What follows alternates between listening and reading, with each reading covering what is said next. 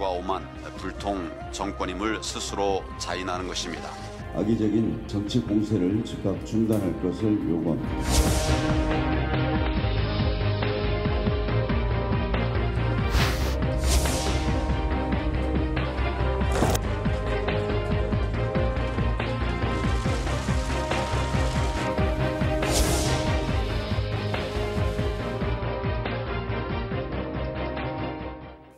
네, 문재인 대통령이 오늘 오전에 김현철 통일부 장관 후보자와 박영선 중소벤처기업부 장관 후보자에 대한 임명안을 제거했습니다.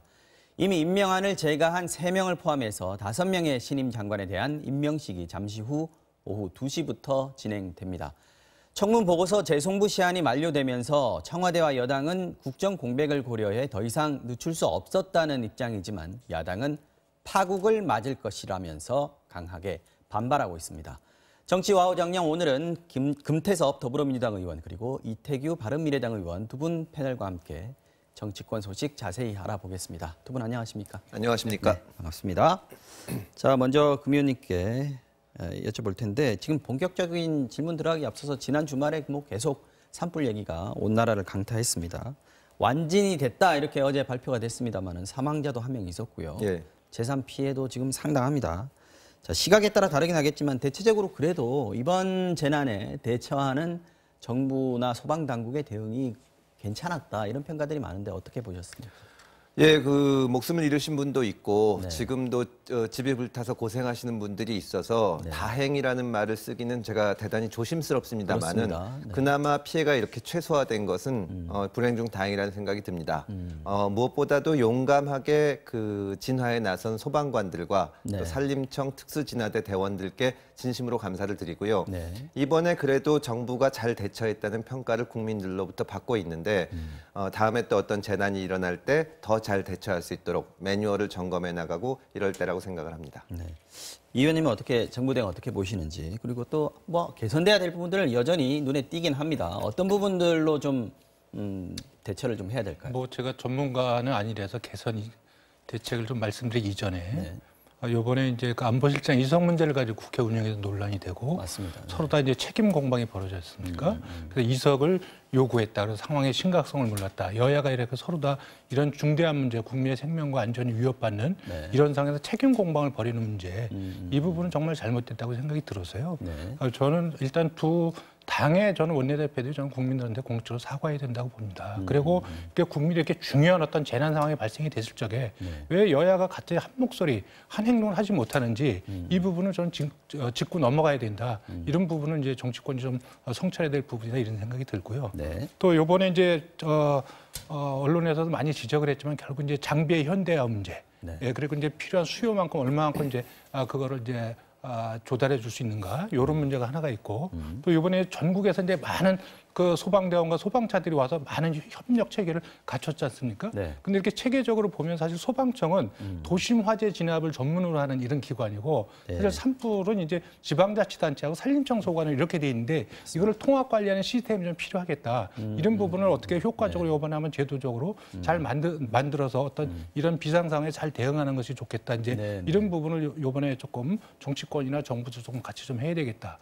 또 그리고 뭐 이번에 뭐 그 재난 주간 방송사가 너무 안이하게 대응한 거 아니냐 이런 부분도 저는 이제 방송 쪽에서 한번 성찰을 해봐야 되는 부분이고요.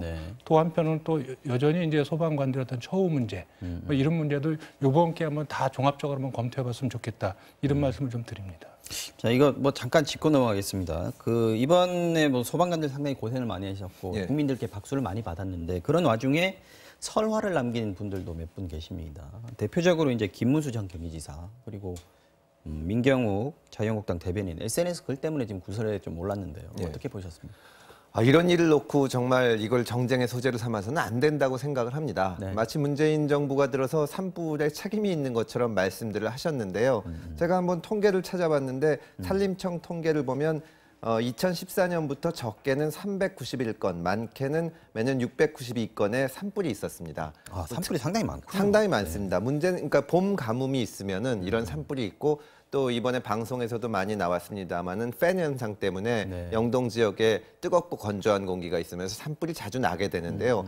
문제는 여기에 얼마나 잘 대처하느냐. 그리고 또 그 재난이 발생한 사람들을 어떻게 돕느냐 하는 문제지 거기에 집중을 해야지 정권이 바뀌니까 산불이 많이 났다 이런 식으로 얘기하는 것은 정말 어떻게 보면 재난을 당하신 분들의 마음을 아프게 하는 일이라고 생각을 합니다. 네.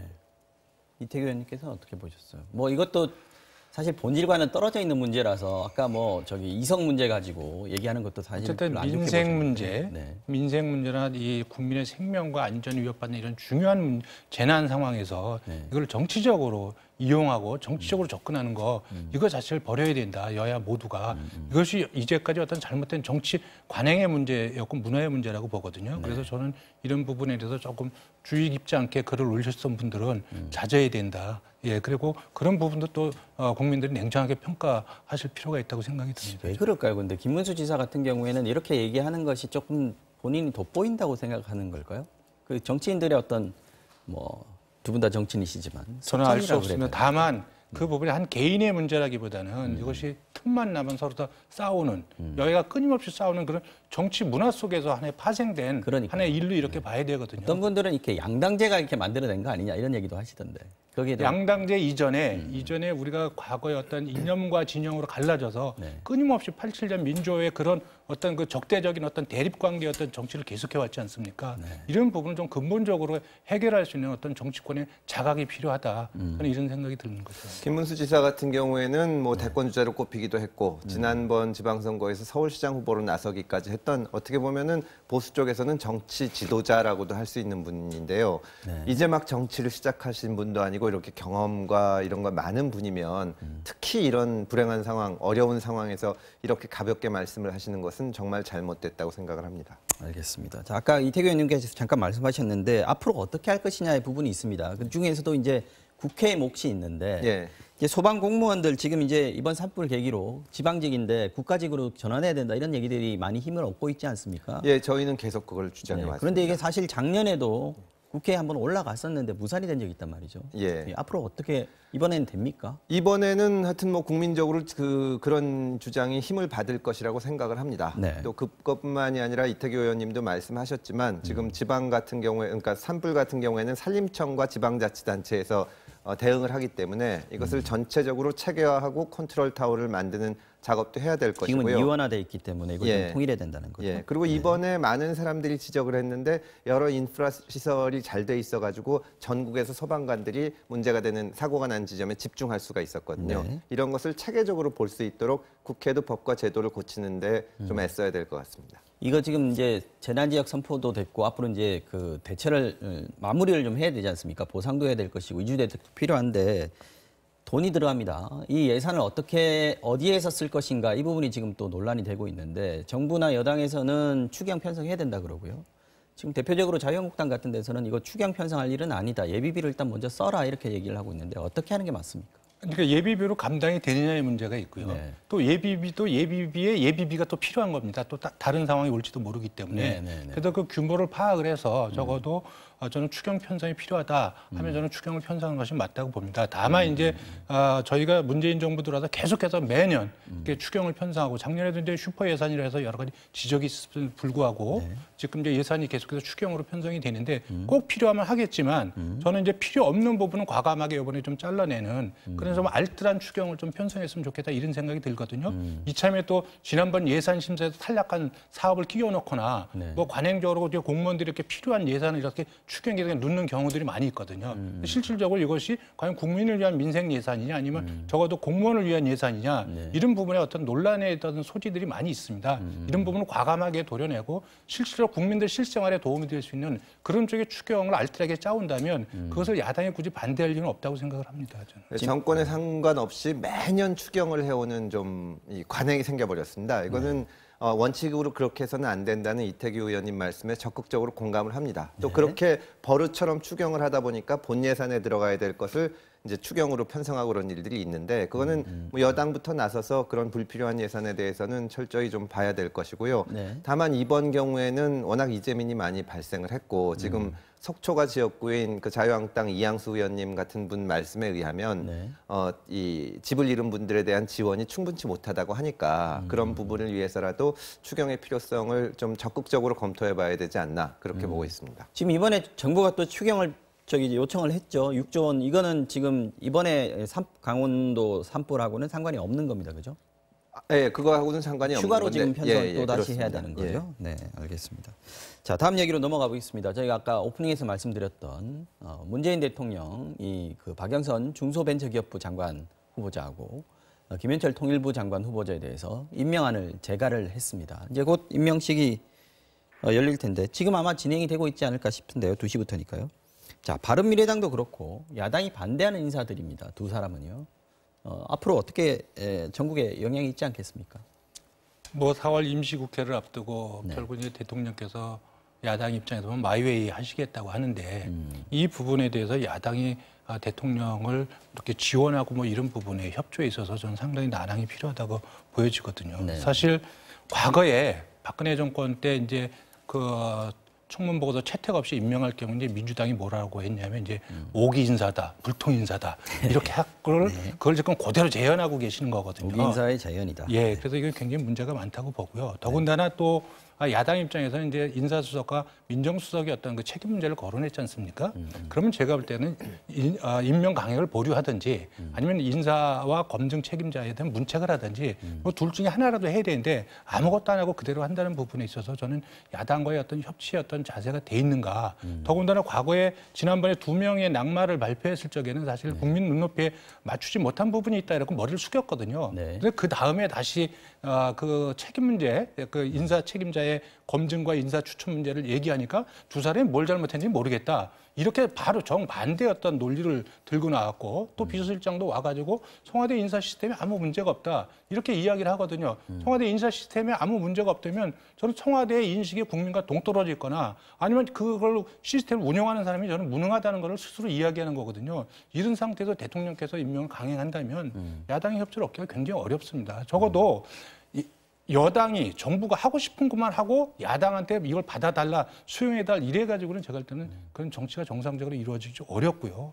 야당이 요구하는 거 어느 정도 받아주면서 여당도 요구를 해야 저는 원만한 국정 운영이 가능한 것이 아닌가 이런 말씀을 좀 드리는 거죠. 오기 인사의 재현이다. 앞으로 협조받기 쉽지 않을 것이다. 지금 단단히 벼르고 계신 것 같은데요. 일단 아무것도 하지 않았다는 말씀에는 동의하기가 어렵습니다. 저희가 7명의 장관 후보자를 정부 쪽에서 청문회에 보냈다가 2분이 낙마를 했는데 한 분은 이제 뭐 자진 사퇴를 했지만 또 한 분은 지명 철회를 하는 형식으로 저희가 이제 비판의 여론을 들은 것이죠. 네. 결과적으로 말씀을 드리면 뭐 입이 10개라도 이 7명 중에 2명이 낙마한 거에 대해서는 문제가 있다고 저희도 송구스럽게 생각을 합니다. 네.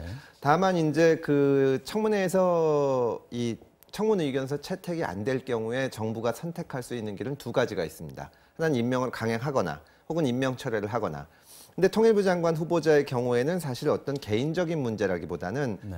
정책에 관한 이 시각 같은 것인데 그것은 대통령과 같은 국정 철학을 갖고 공유하는 사람이 임명된다는 점에서 볼 때는 그건 결국 그 사람이 이제 업무 수행을 한 것을 나중에 최종적으로 대통령이 책임을 질 일이지 네. 임명을 할 수 있다고 보고요.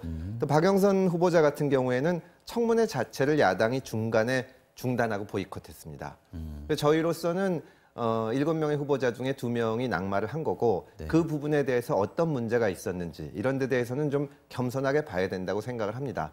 그런 면에서 청와대에서 이제 책임 문제가 나왔을 때 자칫 오만하게 비칠 수도 있는 메시지가 나온 거에 대해서는 저희도 좀 다시 한번 점검해 봐야 될 생각을 하지만 또 아무것도 안 했다고 말씀드리기는 어렵고요. 어쨌거나 지금으로서는 임명이 되면 그분들이 업무를 하시는 걸로 결과로 좀 평가를 해 주십사 하고 부탁 말씀을 드립니다. 네, 이번에 보면은요. 그 예전에는 국회에서 부적격 의견을 달아가지고 이렇게 청문회 보고서를 송부를 해도 그것도 상당히 부담스러운 일 아니겠습니까? 근데 최근에는 보면 부적격이든 적격이든 일단 청문회 보고서만 올라가면 통과된 걸로 이렇게 생각하는 그런 분위기가 좀 있는 것 같아요. 그러면 청문회 왜 있는 거냐 하는 얘기들이 뭐 계속 나오고 있습니다만 청문회 무용론 나올 수밖에 없거든요. 이거 앞으로 어떻게 좀 개선을 해야 된다고 생각하시는지요? 저는 이제 기본적으로는 그 국회에서 통과가 안 된 그런 인사에 대해서는 대통령이 그 국회 의견을 존중해서 임명하지 않은 좋은 정치 관행이나 성문화되지 않았도록 그런 규범을 만들어가는 것이 저는 정치의 본 모습이라고 생각이 됩니다. 굳이 어떤 제도적으로 이렇게 딱 이렇게 규제하기보다는 그럼에도 불구하고 그것이 안 된다면 이제 장관급 인사에 대해서도 이제 인준 절차를 거치자 이런 의견이 있는데 사실 그렇게 되면 이제 대통령의 인사권을 너무 지나치게 침해하는 것이 아니냐. 그래서 이제 토론이 필요한데 저는 그래서 미국식의 어떤 그 인사 시스템이 필요하다고 봅니다. 그래서 일단 후보군을 했을 적에 그것이 이제 FBI나 뭐 여러 가지에서 아주 샅샅이 뒤져가지고 그 자질이나 도덕성이나 비리나 이런 걸 샅샅이 뒤지지 않습니까? 그래서 거기서 이제 그 국민 눈높이에 도저히 안 된다고 하면 예비 후보 그 후보를 완전히 탈락을 시켜버리고 그걸 통과한 사람을 대상으로 후보군을 내세우기 때문에 미국 의회가 정책청문회가 저는 가능하다고 보는 건데 우리는 지금 정책청문회가 안 되고 어떤 도덕성 청문회가 되지 않습니까? 그러다 보니까 이제 국민들도 많이 짜증나시고 사실 피곤해 하시는 건데 그럼 우리는 사전에 후보군을 검증하고 하는 이 과정, 이 시스템 이걸 아주 좀 철저하게 해서 도저히 이분들은 국민 눈높이상 심각해서 도저히 받기가 어렵겠다. 국회 가면 논란이 되겠다 하는 분들은 원천적으로 차단해서 그런 부분을 후보로 지명하지 않고 그래서 그런 부분에서 청와대가 적어도 추천을 했다고 하면 아 이게 도덕성이나 이런 부분은 기본적으로 통과한 분이다. 그럼 이제 정책 중심으로 가보자. 뭐 그렇게 가야 되는 것이니까 이런 말씀을 좀 드리는 거죠. 인사 검증을 철저히 하는 게 일단 우선이 돼야 먼저 그다음에 그게 돼야 정책 되는 검증이 거죠. 된다는 네. 말씀이신데요. 그러면 어떻게 해야 돼요? 지금 우리나라의 경우에는 이제 장관급 공무원의 경우에도 청문회만 거치지 인준을 요건으로 하지는 않습니다. 네. 그 미국과 비교해 보면 미국은 인준을 해야 되는 공무원의 범위가 훨씬 넓습니다. 그래서 청문회 무용론이 나오면서 인준 범위를 넓히자고 하는데 저는 그것도 일리가 있는 말이기는 하지만 사실 그런 제도가 있는 미국에서 어떤가 보면 정권이 바뀌고 나면 상당수의 공무원들의 자리, 고위공직자의 자리가 장기간 비어 있습니다. 심지어는 공백 사태가 길어진다는 거죠. 예, 판사들을 임명을 못해서 그랬죠. 예, 그 비어 있거나 이게 이 업무에 차질을 주는 경우가 많이 있기 때문에 지금처럼 인준 절차를 넓히지 않는 것도 또 하나의 장점이 있다고 생각을 합니다. 다만 인준을 요건으로 하지 않는 청문회가 어떤 의미가 있는지 본다면 국회에서 그 사람을 대상으로 업무 능력과 또 도덕성에 대해서 질문을 던지고 거기에 대한 국회의 평가를 객관적으로 붙여주는 것이 국민들의 판단에 도움이 된다고 생각을 합니다. 현재 우리 제도상은 국회가 청문회에서 부적격 의견을 내건 혹은 청문 보고서 자체를 제출을 안 하든 대통령이 임명할 수 있게 돼 있습니다. 그게 제도입니다. 그렇다면 거기서 국회가 할 수 있는 최선의 방식은 뭐 임명권이야 대통령이 있고 법에 그렇게 돼 있으니까 존중은 하지만 우리가 보기에는 이 사람은 부적격이다. 혹은 청문위원 중에 일부는 이 사람에 대해서 이런저런 면 때문에 부적격이라고 생각한다는 것을 명백히 밝혀줘야 됩니다. 그것을 가지고 대통령이 물론 국회의 의사를 존중을 해야겠지만 지금처럼 아예 청문 보고서를 채택을 하지 않는 관행은 바로 고쳐야 된다고 생각을 합니다. 그것은 국민 앞에 우리가 청문회를 한 결과를 보고드리지 않는 것이기 때문에 마치 부적격 의견이라도 청문 보고서를 채택하면 임명해도 좋다는 이 어떤 청신호를 준 것이고 그렇지 부적격하다고 생각하면 보고서 자체를 제출 안 해야 된다고 보는 것은 저는 잘못된 관행이라고. 임명을 하는 쪽이건 그 청문회를 하는 쪽이건 둘 다 그렇게 생각을 하고 있는 상황이 아닌가 싶은 생각이 아니 그러니까 들어요. 아까 저 사회자님도 말씀하셨지만 일단 청문보다 채택했다.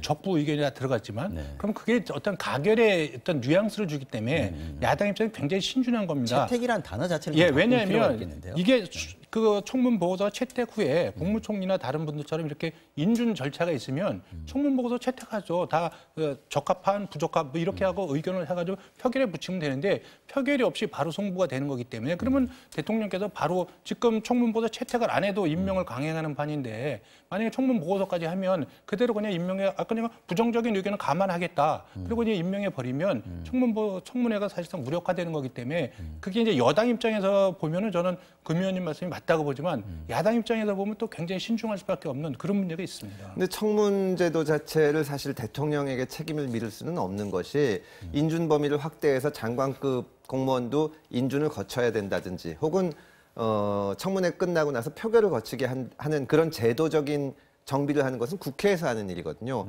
국회에서 그걸 하지 않은 상태에서 의견도 안 내고 있는데 사실은 제대로 하려면은 국회에서는 예를 들어서 김현철 후보자는 임명권은 대통령에게 있는 것이지만 야당 입장에서는 이러저러한 사유로 적격하지 않다고 생각한다. 그렇게 밝혀놓고 만약에 나중에 업무 수행 과정에서 문제가 생기면 그것을 가지고 다시 질의를 하고 책임을 묻고 이런 과정이 돼야지 보고서 자체를 채택 안 하는 것은 잘못이라고 봅니다. 물론 홍영표 대표도 말씀하셨듯이 우리도 야당일 때 못 그랬기 때문에 이게 내로남불이라는 거를 저희도 인정하지 않을 수가 없는데 네. 어떻게든지 좀 고쳐나가야 될 관행이 아닌가. 근데 이번에 이제 저희가 5명 중에 3분에 대해서는 채택을 해줬잖아요, 야당이. 네. 그래서 야당이 물론 이제 정치 공세적인 성격을 부인할 수는 없지만 그래도 채택, 청문회 보고서 채택을 거부할 적에는 문제가 상당히 심각하다고 보기 때문에 거부하는 거거든요. 이거는 국민 정서랑 굉장히 동떨어져 있는 사람이다. 이런 판단이 없으면 야당도 정치적인 부담이 있기 때문에 함부로 못하는 거거든요. 그런 부분을 사실 정부 여당이 잘 받아들여줄 필요가 있다 이렇게 봅니다. 알겠습니다. 아까 말씀하신 것 중에서 사전 검증을 좀 더 철저히 했으면 좋겠다라는 부분. 왜냐하면 지금 청와대에서도 그렇게 얘기하지 않습니까? 수석들이 어떻게 할 수 있는 부분이 없었다라는 부분 한다면 뭐 FBI에서 사전 검증한다고 말씀하셨지만 지금 이제 국정원에서는 국내의 어떤 상황은 관여를 못하게 돼 있는 상황이란 말이죠. 예. 그렇다면 인사 검증을 위한 어떤 사전 조사할 수 있는 기구라든지 뭐 이런 제도가 필요하지는 않을까요? 어떻게 보십니까? 뭐 제도적으로 어려운 이제 문제입니다만. 그 전반적인 그 재점검이 필요할 때가 왔다고 생각을 합니다. 그 이태규 의원님께서 FBI 말씀을 하셨는데 상당 기간에 걸쳐서 조사를 합니다. 네. 근데 우리나라 같은 경우에는 뭐 다이나믹 코리아라고 하는 것처럼 변화가 빠르고 시간도 별로 없어요. 개각해야 된다고 하면은 얼마 안 되는 기간 동안 해야 되기 때문에 그렇게 안 되는 경우가 많은데 좀 장기간에 걸쳐서 검증을 하고 또 어느 정도는 공개적으로도 그걸 할 필요가 있지 않나 그런 생각이 듭니다. 지금처럼 청문회에서 처음 개인적인 문제들이 나오고 그것 때문에 공방이 벌어지는 것은 좀 문제입니다. 그렇죠. 네. 네.